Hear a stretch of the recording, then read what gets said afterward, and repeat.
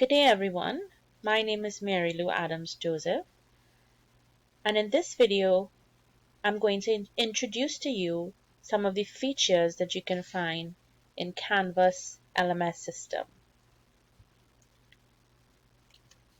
In this video we're going to be focusing on how to create a discussion to engage students. Special attention is going to be made on adding a discussion to a module, the structure of a healthy discussion, and the layout of a discussion within a module.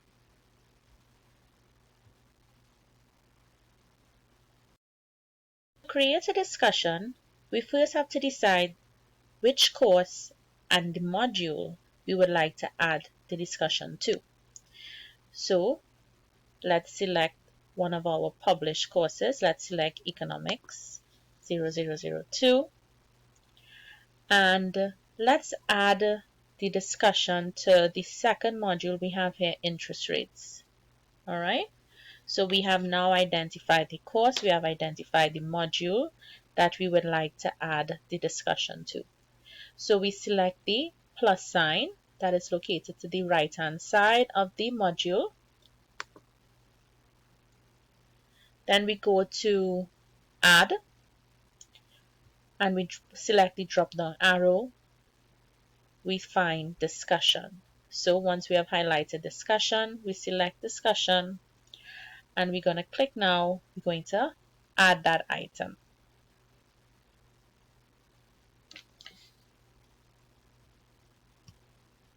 Right? So we have to create a topic, that topic after we add that item. So we click add the discussion. Okay, so we have just added the discussion to interest rates. We see it here. So now we can go into the details, the edit button, right? So we go into the edit button. We click these three buttons on the right hand side. We click edit. So we will now edit our discussion. We will give our discussion some title. Let's give it some spending habits, right? And we click update. All right, so we have just edited the name of our discussion. So we would now go into the details of the discussion.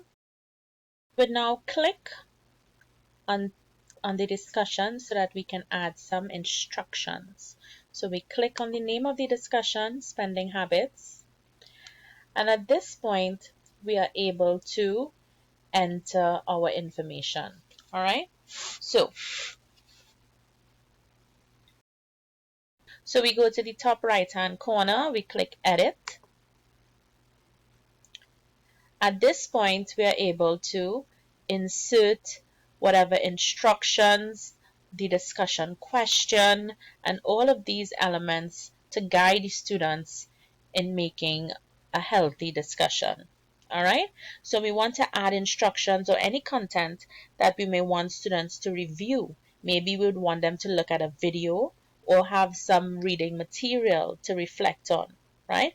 It's always advisable to give questions that allow students to have meaningful and deep reflection of whatever activity they are given.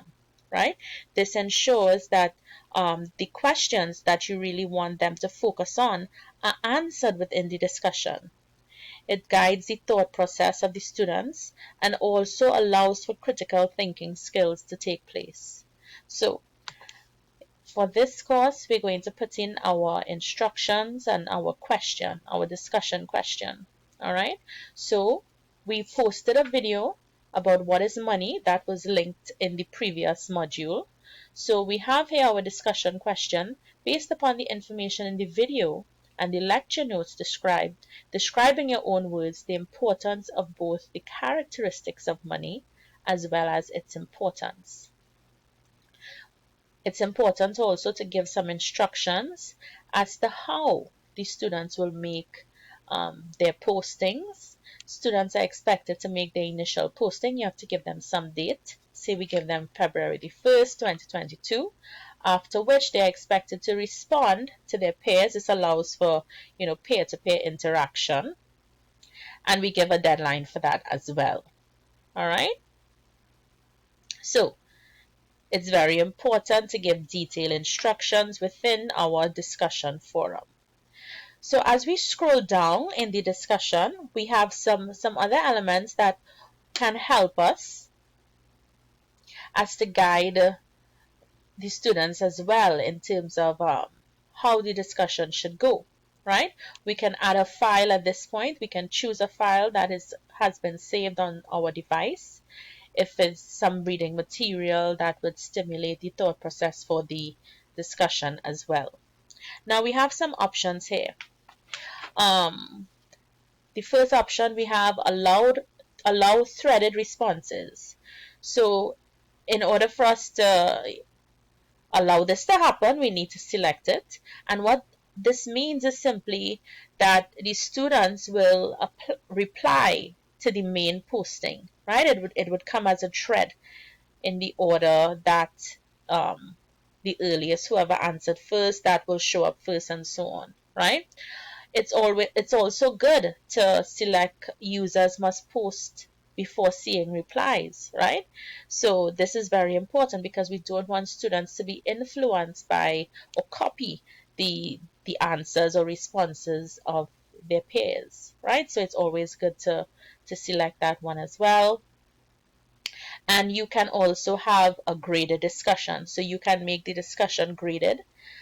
When you enable graded, you have to select if it's a group discussion, and then also you are allowed to put in whatever point system. So in this case, we put 10 points, right? We can put 10 points for this discussion if we make it graded.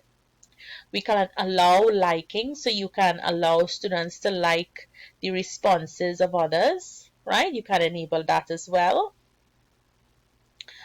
And you can sort the likes, or you could see that only graders can like, right? So it's up to you. Okay, so you can also have the discussion as a group assignment, or you can have it not as a group assignment.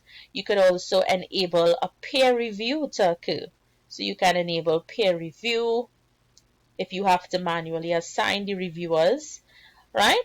Or you can also enable them to be automatically assigned. All right.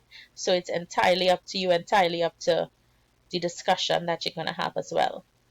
Okay. So again, we have our due dates when the discussion will be due. So we can simply put that in according to the information that was given in the instructions. We can put in those dates, right? So we said February 6th.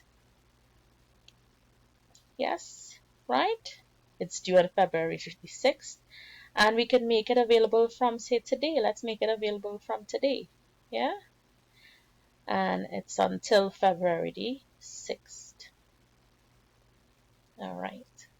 So at this point, once we have filled out everything that we needed to, we can simply save, or we can save and publish, meaning that it would not be, if we click save, it's not going to be visible for students as yet.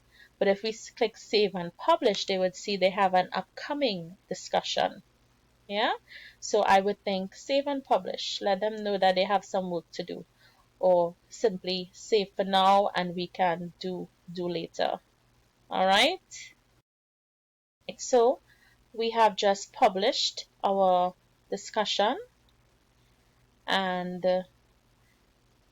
this tab here where we see reply, lecturers can also respond to students within the discussion as well.